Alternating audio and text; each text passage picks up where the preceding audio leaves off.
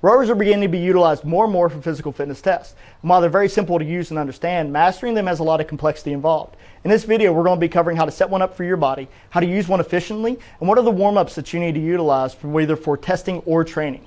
Leading off with, how do you set one up for your body?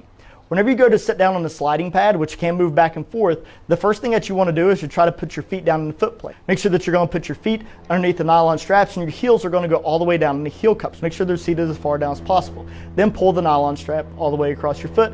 That nylon strap should be running either directly in front of or slightly over top of your last shoelace. If it's not, loosen up the strap, take your foot out, and in front of it you should see a small plastic flange to where you pull up two security holes, allow for the heel cup to slide up and down and reach the desired length to where your foot is in there. Pull the nylon strap tight, and once again that strap is either running directly over top of or slightly in front of that last shoelace. Now we're ready to address the sliding pad. Straighten out your knees and push your hips all the way back. In this position, try to make sure your glutes are as far forward on the sliding pad as you're comfortable with. You're going to be making lots of trips back and forth, so take the time to make sure this is right.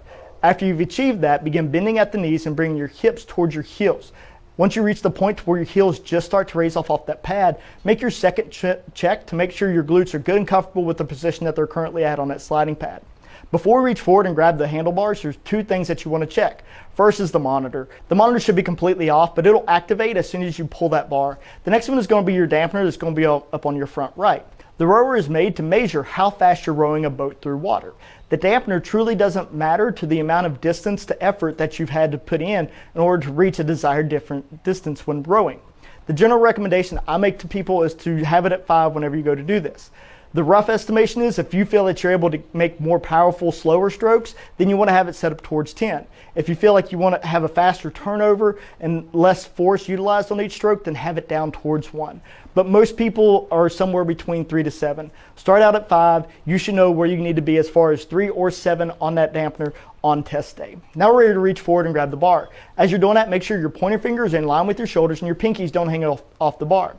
Unhook it and allow yourself to slightly come back. We're actually in what's called the catch phase, where we fully compress the spring. We're as compact as we can be, ready to unload all the energy that we've packed up.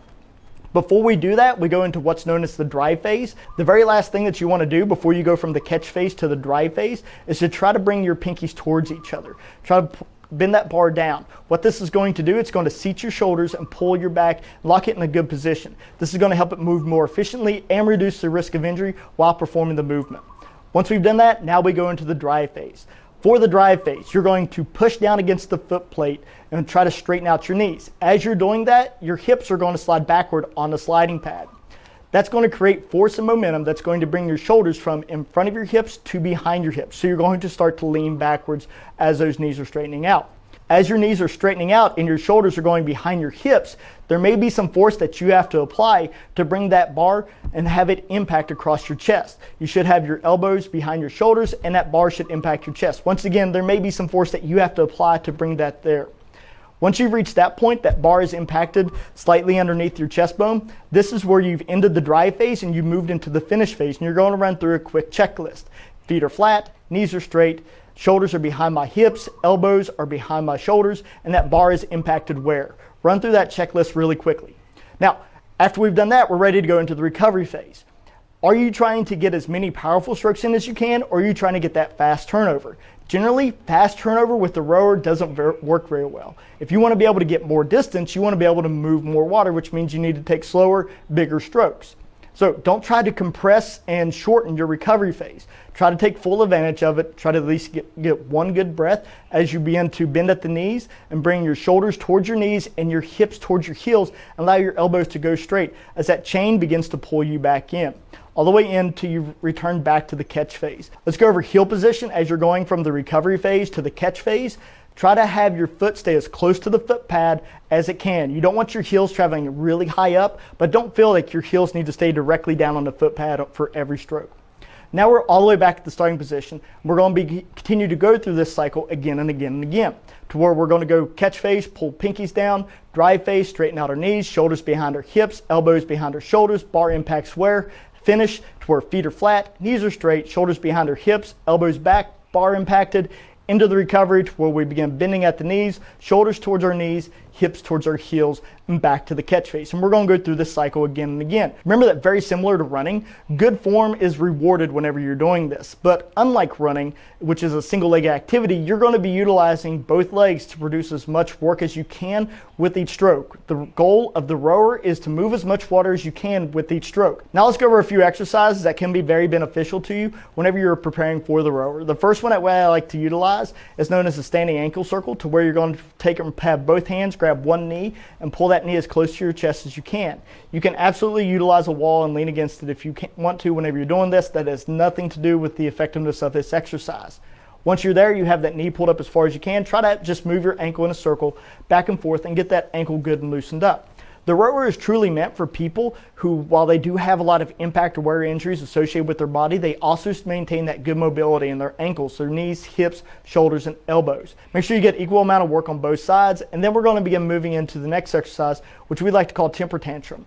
You're going to be laying belly down on the ground, nose in the dirt, and you're going to have your heels directly over top your knees. You're going to try to bring your toes down to the ground without them touching as fast as you can. Whenever you reach that bottom point, try to bring your heels back as rapid movement and have them stop right there at that starting point. You're going to be looking like a kid in a store throwing a temper tantrum. But this does a really good job of activating your hamstrings while you're doing it. Remember, you're not trying to bring your heel all the way back to your glutes. You're trying to stop them back at that 90 degrees, heel directly over top your hips. Now let's go over to one of our personal favorite exercises we have here. This is referred to as a hip driver. It's where we're going to be knees down on the ground, ankles are unlocked. We're going to be stacked, knees, hips, shoulders. Once we're there, we're going to begin pushing our glutes back to the point where our hips just start to touch our heels. And then we're going to fire forward back to the starting position to where we have our knees, hips, and shoulders in good alignment. Then back down. This does a really good job of helping with that glute activation prior to getting onto the sled. The last exercise I want to leave you with is referred to as ring finger. To perform this exercise, you're going to be standing straight up, put your arms straight out in front of you, palms facing straight down. On your ring finger, go ahead and pivot and have your palms face the ceiling. Make sure that your palms are going to be facing the ceiling the whole time during this exercise. Now that you're here, drive your thumbs back in space as far as you can while maintaining those palms facing straight up to the ceiling. Get as many reps in as you can on this. This is addressing our back, helping it get a little bit of good warm up prior to us getting on the rower. Now that we've reached the end of the video, I hope that you have found this very helpful for your next PT test or for training. My name is Benjamin Morris. I'm a tactical strength and conditioning facilitator, a military master fitness trainer, and a master resilience instructor. And I'm a former Army drill sergeant. Preceding my name anywhere I go is the title Pacific Best Warrior. I thank you very much for your time, and out.